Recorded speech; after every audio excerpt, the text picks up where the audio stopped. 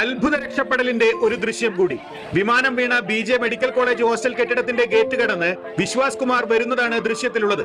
പിന്നിൽ ആളിക്കത്തുന്ന തീയും കറുത്ത പുകയും. ചുറ്റും കൂടിയവരോട് ദുരന്തത്തെക്കുറിച്ച് വിശ്വാസ് വിവരിക്കുന്നതും പിന്നീട് ആളുകൾ വിശ്വാസിനെ ആശുപത്രിയിലേക്ക് കൊണ്ടുപോകുന്നതും ദൃശ്യങ്ങളിലുണ്ട്.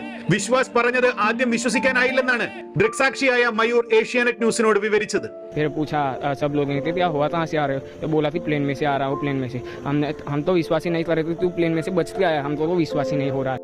പിന്നിൽ കനത്ത പുകയും തീഗോളമായി മാറിയ വിമാനവും വെള്ള ടീഷർട്ട് ധരിച്ച് ഇടത് കൈയിൽ മൊബൈലും പിടിച്ച് നടന്നു വരുന്ന വിശ്വാസ് കുമാർ രമേശ്. വിമാനം പൊട്ടിത്തെറിച്ചെന്ന് വിളിച്ചു പറയുന്നു ഓടിക്കൂടിയവർ. 11 സീറ്റുകാരൻ രക്ഷപ്പെട്ട ആ ഒരു ഞെട്ടിപ്പിക്കുന്ന പുതിയ വീഡിയോ പുറത്ത്.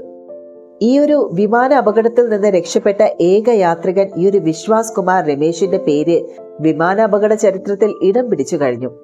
BJ മെഡിക്കൽ കോളേജ് ഹോസ്റ്റൽ കെട്ടിടത്തിലേക്ക് ഇടിച്ചു കയറിയ ഈ ഒരു വിമാനം തീഗോളമാകും മുൻപേ രക്ഷപ്പെട്ട വിശ്വാസിന്റെ കഥ ഇതിനകം എല്ലാവർക്കും അറിയാം. പക്ഷേ പുതുതായി പുറത്തു വന്ന ഈ ഒരു വീഡിയോ തലനാരിഴയ്ക്കുള്ള വിശ്വാസിന്റെ രക്ഷപ്പെടലിന്റെ മറ്റൊരു ചിത്രം കൂടി നൽകുന്നു.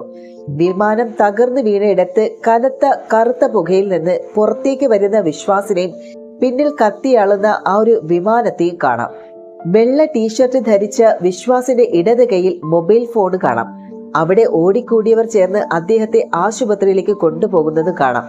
വിമാനം പൊട്ടിത്തെറിച്ചു എന്ന് ചിലർ പറയുന്നതും കേൾക്കാം. എമർജൻസി എക്സിറ്റിന്റെ അടുത്ത് 11 സീറ്റിലിരുന്ന ബ്രിട്ടീഷ് പൗരത്വമുള്ള ഒരു ഇന്ത്യക്കാരന് താൻ രക്ഷപ്പെട്ടു എന്നത് ഇപ്പോഴും വിശ്വസിക്കാൻ കഴിയുന്നില്ല. വിശ്വാസിന് നടന്നതിനെ കുറിച്ച് കൃത്യമായി ഓർത്തെടുക്കാൻ കഴിയുന്നതുമില്ല.